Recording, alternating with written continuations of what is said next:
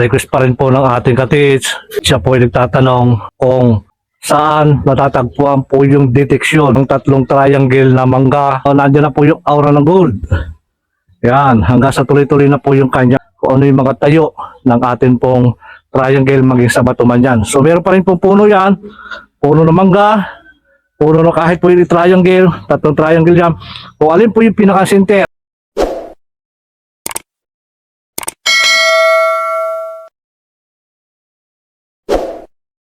Isang mapagpalang araw po at magandang buhay sa ating pong mga kababayan, sa ating pong mga katiits. At muli po, ito yung pinusuan ng ating katiits mula po sa Bataan. Ito po yung isang pares na long range locator single antenna. Ito po ay bala-bala. At kung ano po yung ating babala, yun po yung ilolocate ng ating pong 2 pirasong single antenna. So mga kababayan, mga katiits, ito pa rin po yung kagandahan na kapag 2 pirasong manual na locator, kung ano po yung ibinala, kung yan po ay bomba, pampoison, alkitran, simento, gold, silver, platinum, diamond. So yun po yung kanyang ilolocate. Yun yung kagandahan na ikaw mismo yung magbabala at nakakasigurado ka na kapag nagbala ka ng gold, gold din po yung kanyang hahanapin. So yun yung kagandahan mga katis, na kapag 2 pirasong single antenna ay napakadami po niyang pwedeng gawin. Kumbaga unlimited yan mga katis. At sa layo naman po na kayang ilocate ng ating pong 2 pirasong single antenna, yan po ay nasa 3 kilometers hanggang 5 kilometers kung doon lamang po talaga lumalabas yung aura ng gold. Doon po mayroong history. So yun mga katis, yun yung kagandahan. Kapag 2 pirasong single antenna at tutuwangan mo lamang po siya ng isang aura meter. So mga kababayan, mga katits, muli pa rin po, request pa rin po ng ating katits at siya po ay nagtatanong kung saan matatagpuan po yung deteksyon ng tatlong triangle na mangga o maging doon po sa bato. So mga kababayan, muli po, yan po yung request at katanungan ng ating katits. So yan po ay aking sasagutin. Dito pa rin mga katis, mga kababayan, ito po yung long range locator, single antenna na kailangan po natin siyang balahan. Importante po yan na dapat balahan po natin ang ating locator. Dahil kapag hindi mo siya binalahan, volume po ng tubig yung kanyang ilolocate. Bibigyan ko kayo ng idea mga katis. Kung makapagkahikap kayo doon sa YouTube channel, maging doon sa mga ibang bansa na gumagamit po ng ILRAD, wala pong bala yun. Gumagamit po ng locator, wala pong bala yun. So ang i-detect po nila, ang hinahanap nila yung main ng tubig, yung volume ng tubig sa ilalim ng lupa. So kayon, kapag gusto natin hanapin naman yung gold, kailangan natin balahan. Importante po yan na mayroon po tayong puhunan. Ang puhunan po natin, yung pambala natin, yung gold, yung po yung ating babala, kung ano po yung ating ibinala, importante na yun po yung kanyang ilolocate ng ating locator. So itry nyo mga katits, mga babayan, balahan nyo po yung silver, mayroon pong gold diyan. So importante na kailangan na ituturo po ng ating locator silver, hindi po gold. Kaya mahalaga po na dapat ang ating locator ay balahan. Yan po yung importante, yan yung mahalaga na kailangan mong balahan ng ating locator. Kapag hindi mo po binalahan yan, ay volume ng tubig. Hindi nangangahulugan mga katis, mga kababayan, na siya ay maglulukit ng gold, maglulukit siya ng silver, maglulukit siya ng diamond. Kung wala kang bala, hindi po yun totoo. Ano po yung magiging puhunan mo? Ano yung hahanapin mo? Kung diamond, hindi mo babalahan ng locator mo, diamond din ba yung kanyang ituturo? So importante mga katis talaga, ayon po sa diagram, pagka mga manual locator, mahalaga po na dapat balahan. So ito pa rin mga katis, mga babayan, ito po yung ring na 18 carats at meron din po ako ditong ilolocate. Ito po yung 18 carats na bracelet. So yan mga katis, mga babayan. So yan pa rin, nandiyan po yung ating ring at sa paggamit pa rin po mga katis, mga babayan, ng ating pong pares na long range locator single antenna. Importante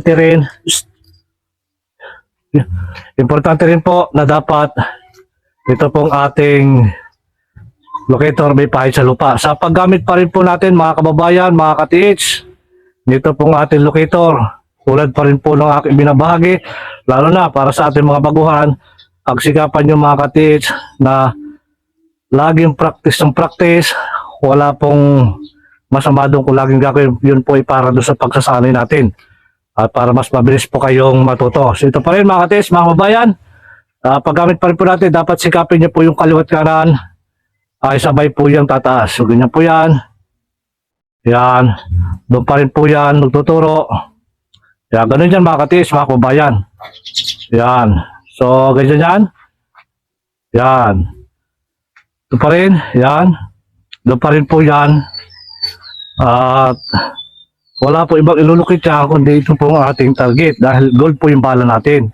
Hindi po pwede na wala kang bala tapos ang hahanapin mo yung diamond. So, hindi po pwede yun. Kaya mahalaga na dapat babalahan po natin locator. Yan na po yung agad yung sinasabi ko na kung gusto mo talagang makahit ka, makatagpo ka ng iyong hinahanap o yung mga kamadang gold, balahan mo ng gold dyan. Kung yan mga silver, platinum at diamond, ang diamond po ay laging nakalagay sa isang lalagyan. Yan po yung tinalagay sa sacred deposit o doon po sa mga Buddha, sa ulo ng Buddha, nandiyan po yung diamond. So sa sacred deposit, yung mga binuto sa bato, nandiyan po yan.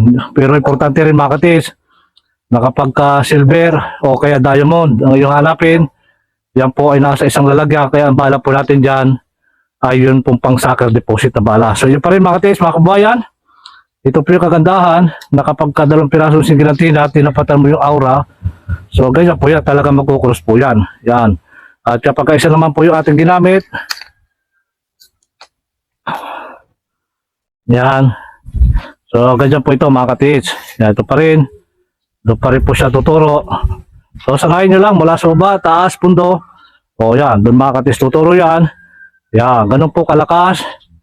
Kasigla yung ating locator. Ayan, so ito mga ka-TH, mga kababayan. Yan yung mga tinuturuan sa paghanap ng gold. Ayan. Ayan, tinagay na ng aso. Ayan. Ito pa rin. Ayan, ito pa rin mga ka-TH. Ayan. Ayan, dyan yan. Pag ginamit po natin ang ating locator, so doon po siya magtuturo at ito po ay kalahating ng kalamang yung kanyang agwat. So ganyan mga ka-TH, pagka papaikot tayo tatapat, importante po na dapat yung paa natin ay nasa loob po ng deteksyon, hindi po nasa labas.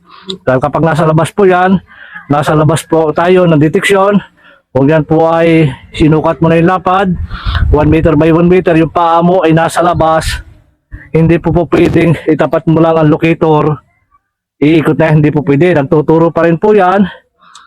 At tayo po yung naka-ground. Dahil tayo naka-ground, kailangan nasa loob po tayo ng deteksyon para mapagana po natin ng magaan yung po ating locator. Maganda yung pagkakaikot niya, hindi siya napipilitan. Subukan niya mga ka-TH. Mga kababayan, ito pa rin. Muli ko pa rin binibigay yung pagkakataon. Yan, ito pa rin. Pagka tinapatan po natin dyan, nasa loob po tayo ng deteksyon. Ito po yung singgilantina na kapag tinapatan, siya po ay kusang iikot mga ka-TH, mga kababayan. So nandiyan na po yung aura ng gold. Yan, hanggang sa tuloy-tuloy na po yung kanyang pag-ikot. So mula pa rin po sa Bataan, ito po yung pinusuan, long range locator, singgilantina. So yan, ganyan mga ka-TH, mga kababayan. At muli pa rin po sa request o katanungan ng ating ka-TH na kapag tatlong mangga na triangle, saan makikita yung deposito niya. So mahalaga pa rin po, kadalasan, pag meron tatlong mangga, merong bato sa gitna, doon po nila hinukay, sinasabi na naandun po yung deposito. So maaaring pwedeng meron po yun. Meron pong giveaway na inilagay doon dahil doon po lumalabas yung aura ng gold. Pero mga ka-TH, mga kababayan, sa tatlong puno na mangga, nasa isang puno po yung deposito niya. So bakit po nangyari yon? Lilituhin tayo dyan, tatlong mangga, triangle, nandito ang aura ng gold.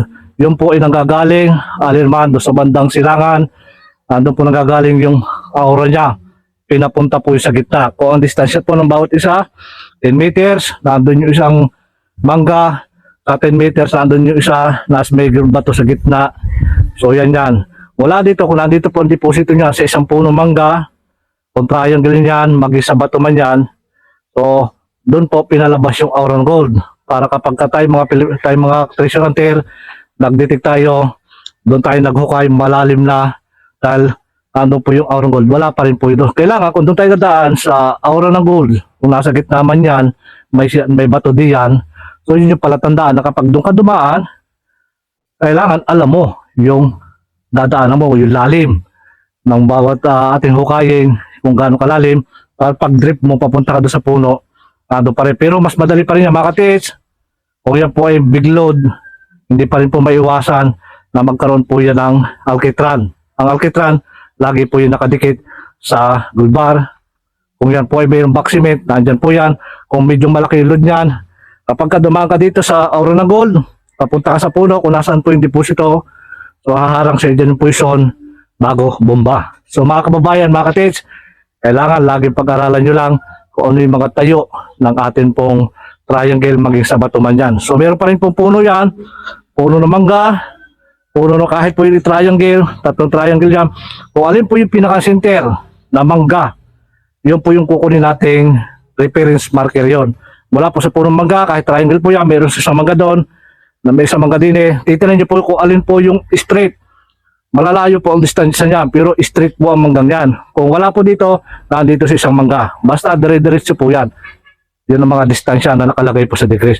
So mga kababayan, mga katis, muli po, maraming salamat sa patuloy na nanonood po na aking upload ng video. Shoutout po sa inyo lahat, mga katis, mga kababayan. Muli po, pagpalain tayo ng maraming biyaya at higit po sa magandang kalusugan. Maraming salamat, mga katis.